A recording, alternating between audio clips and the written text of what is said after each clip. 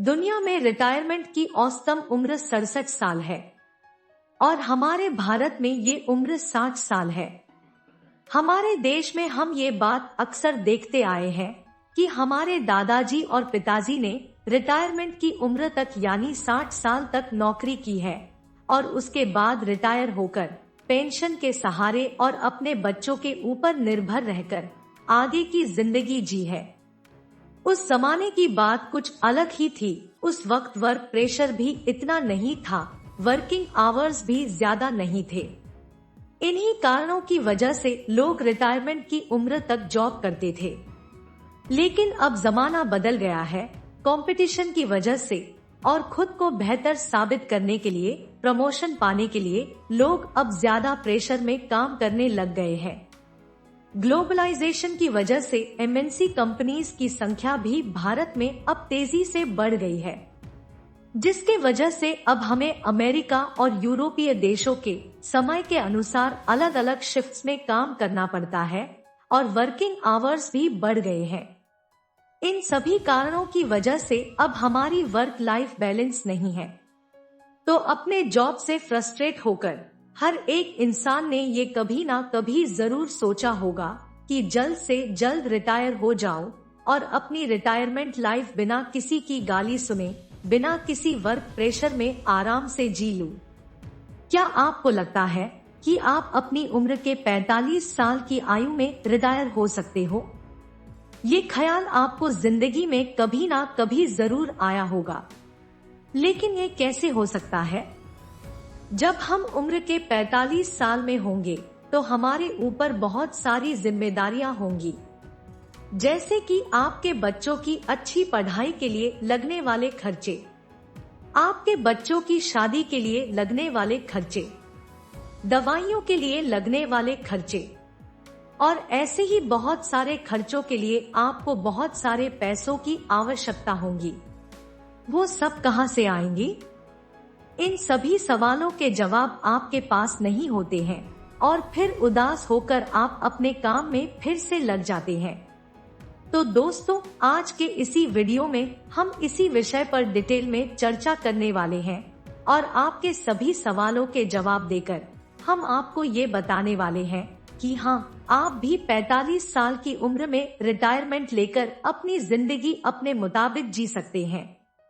हम एक कहानी के रूप में रिटायरमेंट प्लानिंग के तरीके बताने वाले हैं। अगर आपने इसे डिसिप्लिन से फॉलो किया तो आप 45 की उम्र में रिटायर हो सकते हो। हमारी आपसे एक ही रिक्वेस्ट है कि आप इस वीडियो को पूरा देखें और उसके बाद ही तय कीजिए कि ये वीडियो सच में आपके लिए फायदेमंद है या नहीं। कृपया वीडियो को आधा अधूरा देखकर अपनी राय मत बनाइए। हम इस वीडियो में रिटायरमेंट प्लानिंग करने के डिटेल में स्टेप्स बताने वाले हैं जो शायद ही आपने किसी और जगह देखे होंगे। वीडियो लंबा हो सकता है, तो अगर अभी आपके पास वीडियो को पूरा देखने का समय नहीं है तो इस वीडियो को सेव कर लीजिए और जब भी आपके पास समय होगा तो इस वीडियो को पूरा देख लीजिए। तो चलिए रिटायरमेंट प्लानिंग के सफर पे चलते हैं। तो हमारी कहानी में उमेश नाम का लड़का है जिसकी उम्र 25 साल है और उमेश ने पिछले साल ही अपनी MBA की पढ़ाई पूरी की है और अभी उसे एक कंपनी में नौकरी लगी है। उमेश का ये पहला फुल टाइम जॉब है और उसको सब डिडक्शंस होने के बाद 25,000 रुपए सैलरी हाथ में आती है। उमेश को फाइनेंस और इन्वेस्टमेंट प्लानिंग में पहले से ही रुचि थी, इसीलिए उसने पहले ही सोच लिया था कि कुछ भी करके 45 की उम्र तक ही जॉब करूंगा और उसके बाद रिटायर होकर अपनी लाइफ अपने तरीके से जीऊंगा। अभी उमेश के पास उसकी उम्र 25 साल से लेकर उम्र 45 साल तक का समय है।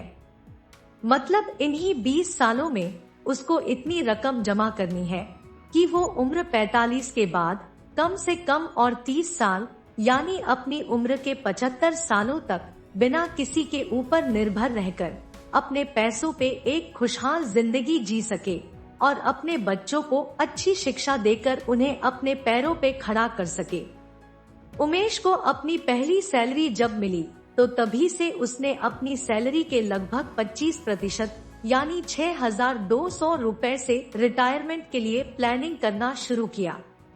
दोस्तों, अगर आपने हमारा इन्वेस्टमेंट प्लानिंग फॉर बिगिनर ये वीडियो पहले देखा होगा तो उस वीडियो में हमने साल 2000 से लेकर मार्च 2022 तक यानी 22 सालों के हिस्टोरिकल डेटा के आधार पर equity index, mutual funds, direct stock, bonds, gold और एफडी सेविंग अकाउंट, इन सभी एसेट क्लास ने हर साल एवरेज कितने रिटर्न्स दिए हैं ये हमने बताया है।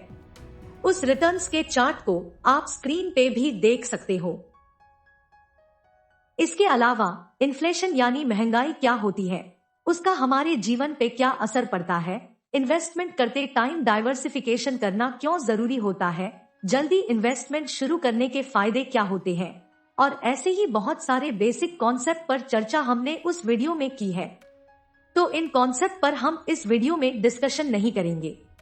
इसके लिए आप ये पहला वाला वीडियो जरूर देखिए, जिसकी लिंक आपको डिस्क्रिप्शन बॉक्स में मिल जाएगी, या फिर आप आई बटन पे क्लिक करके भी उस वीडियो को देख सकते हैं। तो उमेश 6,200 रुपए से अपने रिटायरमेंट प्लानिंग की शुरुआत करने वाला है। उमेश प्रति माह 6,200 में से 5,000 रुपए 20 सालों के लिए इन्वेस्ट करेगा और 1,200 रुपए 35 सालों के लिए इन्वेस्ट करेगा। ये दो अलग अलग समय के लिए इन्वेस्टमेंट क्यों करनी है, ये बात आपको आगे जाके समझ आ जाएगी। उमेश ये दोनों इन्वेस्टमेंट लंबी अवधि के लिए करने वाला है, इसीलिए उसे पता है कि इक्विटी में इन्वेस्टमेंट करना फायदेमंद है और इक्विटी में ज्यादा इन्वेस्ट करने से वो रिटायरमेंट के लिए ज्यादा पैसे सेव कर सकता है। दोस्तों, अगर आप इक्विटी क्लास एसेट में 7 साल से ज्यादा समय तक इन्वेस्टेड रहते हो तो नेगेटिव रिटर्न्स मिलने की संभावना 0 हो जाती है। तो सबसे पहले प्रतिमाह 5,000 की इन्वेस्टमेंट 20 सालों के लिए, इसके ऊपर चर्चा करते हैं। उमेश इक्विटी में इन्वेस्टमेंट ज्यादा करने वाला है, मतलब उमेश एक हाई रिस्क टेकर है। उसके 5,000 रुपयों का एसेट एलोकेशन कुछ इस तरह होगा।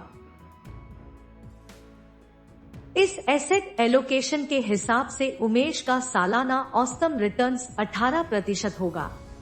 ये 18% रिटर्न्स हमने कैसे निकाले, इसके बारे में थोड़ा बताते हैं। हमने साल 2000 से लेकर मार्च 2022 तक के हिस्टोरिकल डेटा के हिसाब से हर एक एसेट क्लास के एवरेज रिटर्न्स कैलकुलेट किए और फिर रिस्क के हिसाब से 5,000 रुपए को अलग अलग एसेट क्लास में एलोकेट किए। उसके बाद इन सभी एसेट क्लास के एलोकेशन के हिसाब से सालाना 18% रिटर्न्स आते हैं। इन सभी चीजों पर हमने पहले वाली वीडियो में डिटेल में डिस्कशन किया है, आप एक बार उसे देख सकते हैं। उमेश प्रतिमाह 5,000 से इन्वेस्टमेंट करना शुरू करेगा और हर साल वो अपनी प्रतिमाह इन्वेस्टमेंट की अमाउंट को 1,000 रुपए से वृद्धि करेगा। इसका मतलब है कि इस साल उमेश प्रतिमाह 5,000 इन्वेस्ट करेगा, अगले साल से वह प्रतिमाह 6,000 रुपए इन्वेस्ट करेगा। ऐसे करते करते वो 20वें साल प्रतिमाह 24,000 रुपए इन्वेस्ट करेगा।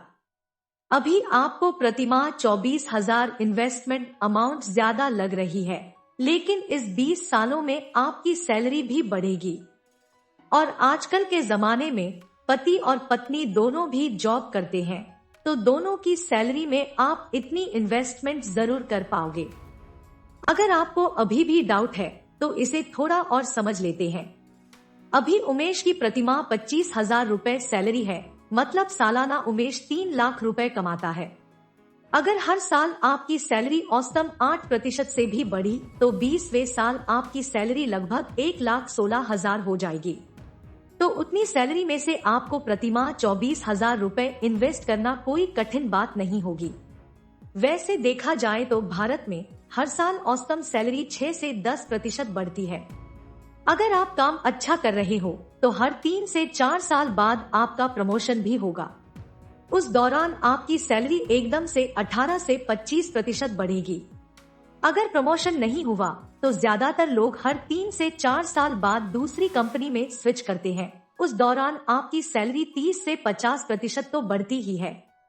अगर इन सभी बातों को कंसिडर करें तो सालाना आपकी सैलरी 8 से 12% जरूर बढ़ेगी। हमारा कहने का तात्पर्य यही है कि आपको हर साल आपकी प्रतिमाह इन्वेस्टमेंट को 1000 से बढ़ाने में कोई दिक्कत नहीं आएगी। तो आइए देखते हैं कि अगर उमेश ने प्रतिमाह 5000 रुपए से इन्वेस्टमेंट करना शुरू किया और उसने हर साल 1000 रुपए से अपनी प्रतिमाह इन्वेस्टमेंट में वृद्धि की और सालाना औसतन 18% के रिटर्न्स मिले, तो उमेश की उम्र 45 साल होने के बाद उसके इन्वेस्टमेंट की वैल्यू कितनी होगी, ये चार्ट के माध्यम से देख लेते हैं। तो जैसा कि आप स्क्रीन पे देख रहे हो, 20 साल तक उमेश ने लगभग 35 लाख रुपए इन्वेस्ट किए और सालाना 18% रिटर्न्स मिलने के बाद इन्वेस्टमेंट की वैल्यू लगभग 1,90,00,000 रुपए हो जाएगी। अभी आपको ये 1,90,00,000 रुपए ज्यादा दिख रहे होंगे, लेकिन 20 साल बाद महंगाई तेजी से बढ़ेगी। दोस्तों, भारत में हर साल महंगाई 6% से बढ़ती है। इस रिटर्न्स में से 20 साल की महंगाई का असर हटा देते हैं, तो ये 1,90,00,000 रुपए की आज के दिन की वैल्यू निकल आ जाएगी। जैसा कि आप देख रहे हो कि इस 1,90,00,000 रुपए की आज की वैल्यू लगभग 60 लाख रुपए है। इसका मतलब ये है कि आज आप 60 लाख रुपए में जो चीजें खरीद सकते हो, वो चीजें खरीदने के लिए आपको 20 साल बाद 1,90,00,000 रुपए लगेंगे। तो उम्र की 45 साल में उमेश के पास 1,90,00,000 रुपए है। उमेश ने अब रिटायरमेंट ली है। उसने रिटायरमेंट लेने के तुरंत बाद ये 1,90,00,000 रुपए सिस्टमैटिक विड्रॉवल प्लान में इन्वेस्ट किए। ये सिस्टमैटिक विड्रॉवल प्लान क्या होता है, आइए इसे समझ लेते हैं। इस SWP प्लान में उमेश ये 1,90,00,000 रुपए एक साथ 15 साल के लिए इन्वेस्ट करेगा। इस बार भी उमेश लंबे अवधि के लिए पैसे इन्वेस्ट कर रहा है, तो इस बार भी इक्विटी वाले SWP प्लान में इन्वेस्ट करेगा। तो आइए चार्ट के माध्यम से इसे देख लेते हैं। तो जैसा कि आप देख रहे हैं, उमेश 1,90,00,000 रुपए 15 साल के लिए इक्विटी प्लान में इन्वेस्ट करेगा। अगर मान लो इस इक्विटी प्लान में उमेश को सालाना 14% रिटर्न्स मिलेंगे, तो हर महीने अगले 15 साल के लिए उमेश को लगभग 2,42,000 रुपए अपने खर्चों के लिए मिलेंगे और बाकी की रकम 15 साल के लिए इन्वेस्टेड रहेगी। अभी आपको 2,42,000 रुपए ये रकम बहुत बड़ी लग रही है, तो आइए इसमें से इन्फ्लेशन यानी महंगाई का इफेक्ट हटा देते हैं। जब उमेश की उम्र 45 साल होगी तब उसे ये महीना 2,42,000 रुपए मिलेंगे, तो इसमें से 20 साल की महंगाई का इफेक्ट निकालने के बाद इस 2,42,000 रुपए की आज की कीमत लगभग 75,000 रुपए है। मतलब अगर आपको आज के दिन अपने महीने के खर्चे पूरे करने के लिए 75,000 रुपए काफी होते हैं, तो 20 साल बाद यानी कि उम्र 45 साल में ये मिलने वाले 2,42,000 रुपए भी आपको सफिशिएंट होंगे। तो उमेश को अपनी उम्र 60 तक हर महीना ये 2,42,000 रुपए मिलेंगे। लेकिन अब आप ये सोच रहे होंगे कि उम्र के 60 साल होने के बाद फिर क्या होगा, इसकी भी प्लानिंग अब हम करेंगे। जैसा कि पहले हमने ये कहा कि उमेश उम्र 25 साल से हर महीने 6,200 रुपए इन्वेस्ट करेगा और इस 6,200 में से उमेश ने 5,000 रुपए प्रति माह 20 साल के लिए इन्वेस्ट किए थे। लेकिन बाकी बचे 1,200 रुपए को उमेश कैसे इन्वेस्ट करेगा ये देख लेते हैं। दोस्तों, जितनी ज्यादा देर तक आप इन्वेस्टेड रहते हो, उतना ज्यादा कंपाउंडिंग इफेक्ट का बेनिफिट मिलता है। तो अब उमेश अपनी उम्र 25 साल से ये 1,200 रुपए हर महीना अगले 35 सालों के लिए इन्वेस्ट करता रहेगा। मतलब उमेश अपनी उम्र के 60 साल होने तक ये पैसे इन्वेस्ट करता रहेगा। दोस्तों, ये रकम भी बहुत ज्यादा लंबे अवधि के लिए इन्वेस्टेड रहेगी, तो इस इन्वेस्टमेंट का लगभग 75% हिस्सा इक्विटी क्लास एसेट में इन्वेस्टेड रहेगा। उमेश उम्र 25 से हर महीना 1,200 रुपए इन्वेस्ट करेगा और हर साल वो अपनी प्रतिमाह इन्वेस्टमेंट की अमाउंट को 300 रुपए से वृद्धि करेगा। यानी अगले साल से उमेश हर महीना 1,500 रुपए इन्वेस्टमेंट करेगा और उसके अगले साल 1,800 रुपए प्रति महीना। ऐसा करते करते उम्र 60 की शुरुआत में उमेश 11,400 रुपए प्रति माह इन्वेस्ट करेगा। अब आप ऐसा सोचेंगे कि उम्र की 45 साल में उमेश ने तो रिटायरमेंट ले ली है, तो ये पैसे कैसे इन्वेस्ट करेगा? उमेश की उम्र 45 से जो 2,42,000 रुपए प्रति माह मिलने वाले हैं, उसमें से कुछ रकम हम इन्वेस्ट करेंगे। जैसा कि आप देख रहे हो, उमेश उम्र 25 साल से हर महीना 1,200 रुपए से इन्वेस्टमेंट करना शुरू करेगा अगले 35 सालों के लिए, और हर साल अपनी इन्वेस्टमेंट अमाउंट प्रति माह 300 रुपए से बढ़ाएगा।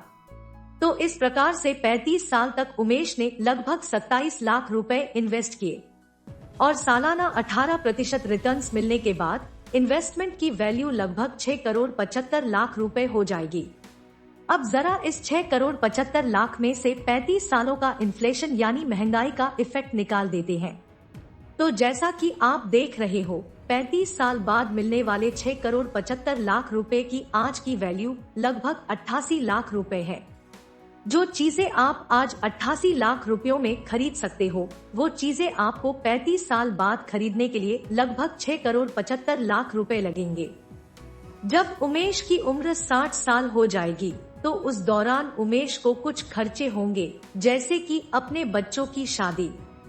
ऐसा मान लेते हैं कि इन 6,75,00,000 रुपयों में से 1,75,00,000 रुपए इन चीजों के ऊपर खर्च करेगा और बचे हुए 4 करोड़ रुपए फिर से SWP प्लान में अगले 15 सालों के लिए इन्वेस्ट करेगा। तो आइए इसे चार्ट के माध्यम से देख लेते हैं।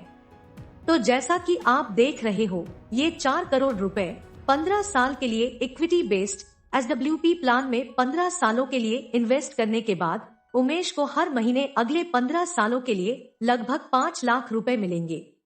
अगर इन 5 लाख में से 35 सालों का इन्फ्लेशन यानी महंगाई का इफेक्ट निकाल दे, तो 35 साल बाद मिलने वाले 5 लाख रुपए की आज की वैल्यू लगभग 65,000 रुपए है और ये रकम आपके महीने के खर्चे पूरे करने के लिए बहुत है।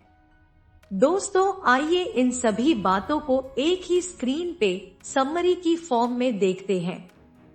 आप इसे पॉज करके देख लीजिए।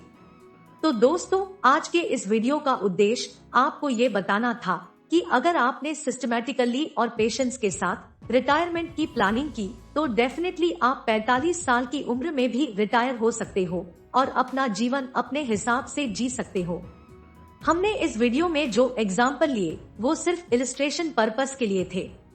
आप अपनी जरूरत के हिसाब से अपने लिए रिटायरमेंट प्लान अलग तरह से भी डिजाइन कर सकते हो।